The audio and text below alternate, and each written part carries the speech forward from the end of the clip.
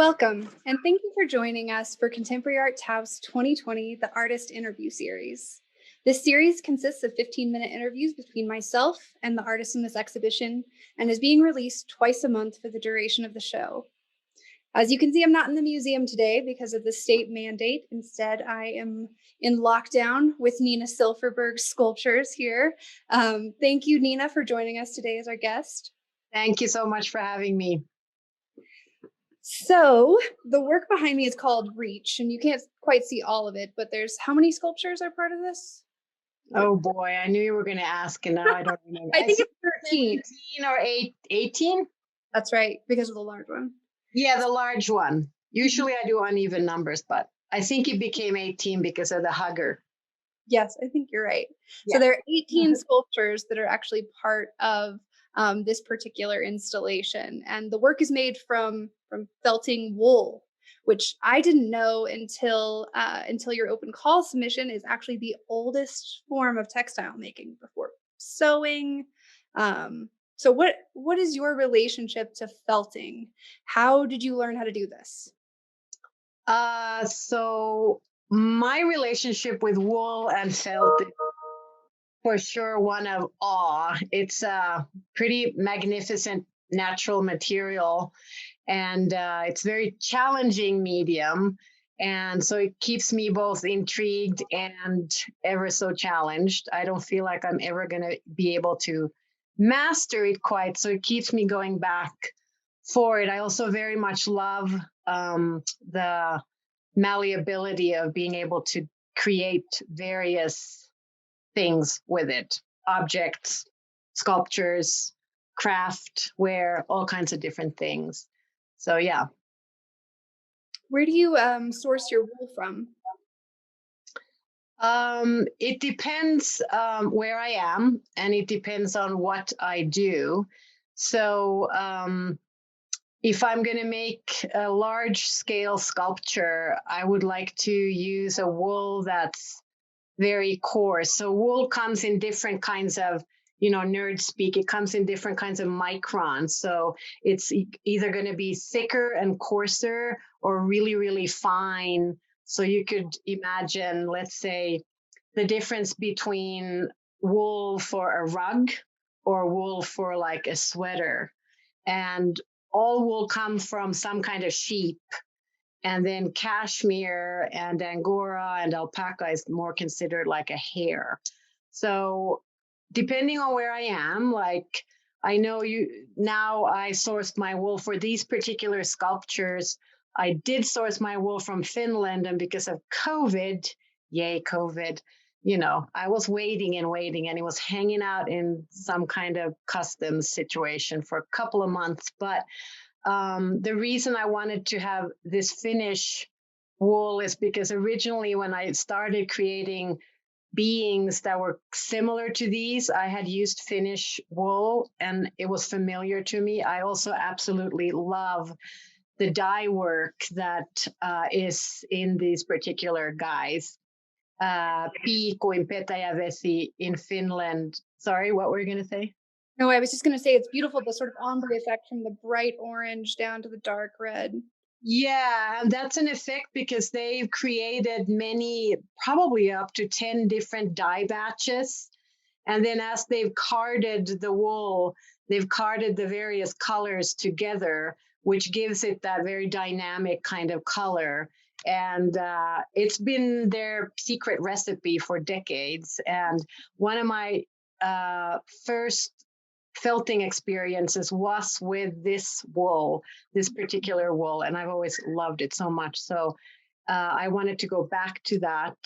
But like, for example, you can kind of see in the background, I have some bigger guys too.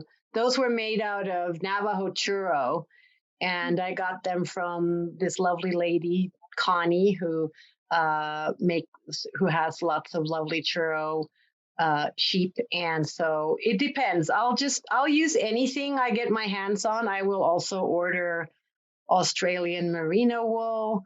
I'll get someone might have bags of it in their garage. I'll use that. I'm not picky. I'll use what I get my hands on. funny to hear because we were concerned because it came so late about finishing the installation in time and getting everything. So I you had a plan B. I had another plan B, and that would have worked beautifully as well. Mercy Mitchell, a local wool producer, or she has really nice sources of wool as well with Vortex yarns. I had a backup plan, but I'm very happy that this came true. So walk us through the process of making these. So after you get the wool in from Finland or from the churro, what is a churro? Sheep? Navajo churro is a type of lamb or a sheep local to northern New Mexico, maybe even all of New Mexico. And a lot of the rugs, or most of the rugs that you see, the rug weaving culture in northern New Mexico, uses Navajo churro in their warp, and the weft is probably some kind of a cotton-based yarn. Anyway, yeah. So walk you through this. Okay, nerd moment number 2. So wool, you guys all know when you have your favorite sweater and you throw it in the washing machine and it turns into a pot holder and it stops being a sweater. So basically that is the technique that I use, but I try to, be conscious. I'm controlling the environment. Still, as I said earlier, it's an unruly material. And so what happens to the fiber, okay, so I have some wool with me here. It looks like, it's just fibers. Nothing is holding this together. And before it becomes this, I guess I should have brought some raw wool too, but I forgot. But this is pretty raw. This is just gray, uncarded. Carded means that it's been brushed, so all the fibers lay in one direction. And in order to start creating any kind of yarn or felt, you want to know in what direction your fibers lay, because let's see if I can show you one. Can you see that? Mm-hmm. At the end of each and every fiber, there are small scales, like in your hair or your fingernail. And what happens under agitation and heat is that these scales start clinging onto each other, and then they, do this dance, and they just kind of shrink it all up. So through agitation and heat, you don't have to have heat, but it's the agitation that really makes the felt kind of compress and become smaller and smaller and smaller. And the smaller it becomes, the more it becomes a material. So from this kind of a material, which is just like fiber, you get a solid surface. And I'm not going to go into it, but you have to kind of lay your fibers in a certain order to assure that you get like a nice even surface. So a lot goes into it. And then there's a shrinkage factor. So usually if my sculpture is this big, my pattern, I start off almost 40% larger. So I take in account the shrinking pot holder effect when I create. So there's like many things to think about. And as I pour my hot water and start agitating after I've laid down all my fibers, the fibers expand. So it becomes like this crazy, like goopy mess. And you think that everything's going out of control, and it actually is. But if you stick with it and you stay patient and you do your agitation evenly over the surface, you can come up with some pretty interesting and beautiful surfaces. And you can also add different materials to them. These particular beings are just felted on a resist, which is this kind of a plastic. It's just like plastic, and I use this as a pattern, and that's how I get my 3-dimensional shape. So here's, I don't know if you can see this, but this is a pattern of one of the beings. And so I felt around this. And then after I have created my basic shape and folded, which is another word for felting. When you complete the felting process, it's called fulling. Then I shape it. And it's very similar to hat making, for example. Like you're first creating your raw material or your basic shape, and then you mold it into its shape. So in order to get my round heads and my like full arms in these particular sculptures, I've used various kitchen spoons and sticks and pokey things, and like some spoon I think I poked up in the head to make the head round. So, that's how I do it. There are many other ways of making felt. This is called wet felting. Then there's also needle felting, where you have a barbed needle and you poke the fibers and they start attaching to each other in various ways. And you can make three-dimensional shapes. There's a little sculpture that's hanging up there somewhere there that's made in that way. Amazing. I think one of the things that struck all of the judges and myself whenever we were looking at your submission was how visible your hands are. Whenever you look at these sculptures, and even more so in person, you can just feel the artist's hands. Like there is no uniform mold. You can just see where you've been and the time and the pressure and the energy that you spent on each one. It's beautiful. It's Yes, one of the things. thank you. It's a very, very arduous, time consuming. You don't just rub it a couple of times. Like you have to agitate the wool for quite a while, and I'm talking hours per sculpture. So yeah. Call it meditative? Excuse me? Do you call it a meditative practice? Oh, very much. I very much love that part, and also like keeping track of where you're at. In the beginning, you have to be very, very delicate and patient. And in the end, I'm beating the thing. Like I'm throwing it on the table and I'm rolling it in a bamboo mat, and I'm kind of beating it into submission a little bit. But so it's a very interesting, you start very delicately, very precisely, and then you go into these very hardcore finishing touches. Let's dig into the subject matter a little bit. So you use the term Varelsar to talk about these subjects and the one behind you. Tell us what Varelsar is. So varelser is a Swedish word. It's okay. For beings. That's a plural term of beings. En varelse is one being, and these are many varelser. And I was trying to think about where that word came from, because initially, decades ago, when I was pregnant with my first child, I was intrigued by felting a jacket for this baby without sewing. I really loved that. I have a tailoring and a sewing background, and somehow I just became very fascinated by, oh my gosh, you could actually felt a three-dimensional shape and you won't even sew, nothing. So I loved that challenge, and I created this funny looking jacket, and I gave it some ears to a nod towards, Max and the Wild Things and whatever, some creatures in, story creatures. And,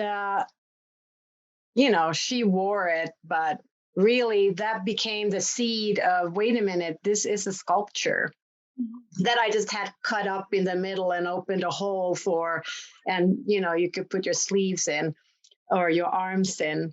But so initially, decades ago, that's where this being came to be. And she was a little being. So beings felt very natural. And so they've always had that kind of a name. They're beings, and sometimes they have faces, sometimes they don't. These guys behind you there, maybe I shouldn't call them guys, these beings behind you don't have faces, because I didn't want to distract from the posture and the mood of what I wanted to, evoke in the audience, which was more of a somber, reaching thing, which is why the piece is called Reach, or Reach Being. Can you talk a little bit about these specific creatures? I know we've talked about them being manifestations of different forms of the human condition. They're reaching, they're holding one another. Some seem to be rejoicing and some seem to be somber. What is that? Various expressions of feelings and moods, and for sure, they were created during the pandemic. But I think this whole installation would have looked different. We all applied for this exhibit before the pandemic, and then it became something different. And I feel like the very last being, which I don't think you can see it here, but everybody make sure to go on the Harwood Art Museum webpage and check out the beautiful exhibit. The very last being is holding everyone. And so there's parts of needing to feel being held, all the moods, all the aspects of the human condition. So that last hugging creature or being is kind of the cherry on top. And I'm, something like that. You are finished. And my next question sort of is about that. How does Finnish or Nordic storytelling or folklore play into the creatures or into the work that you create in your art practice? Well, other than loving the Finnish ethos, I don't know. I mean, I'm sure it's always underlying somewhere in the back of my mind.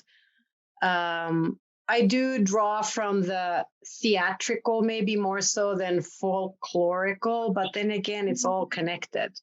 So I find myself maybe, with my theater background, my sculptures are theatrical and my theater designs are sculptural. So it kind of goes hand in hand. That doesn't really answer your question, but I'm sure it's there in the background. Yeah. It's okay. You don't have to agree with my assessment. It's all right. But my next question actually does play into what you're saying. So prior to living in Taos and creating these sculptural works, you were working in costume design for 20 years. How does that experience inform your work now? Well, it informs like I just mentioned, I love sculptural and dramatic pieces. But it's always been hand in hand. I've never not made fiber art, although the past couple of years I've been making less so fiber art and more so installations with this awesome organization that I work with and some fantastic partners in crime, or partners in creativity, I should say. It's always linked. It's never one or the other. And I initially started off as a fiber artist, like weaving, felting, everything that has to do with textiles. And that translated into my theater work. So it didn't come before, and it's not going to end, I hope. So, yeah.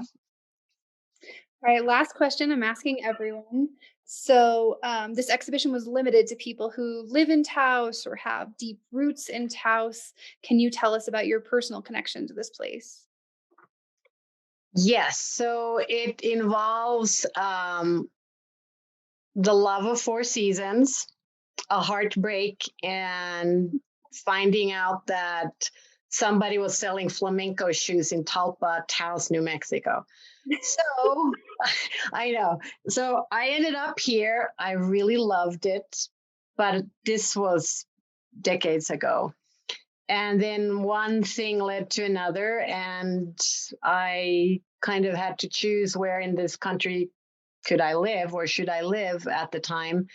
And I was like, well, I could live in Taos. And at that time, I was working on a sculpture series. And it didn't really matter where I live, but I was like, wait a minute, that would be really cool. We could do that. I can do that. I can make fiber art sculptures anywhere, but Taos seems like a good place. So my connection with Taos, that's that.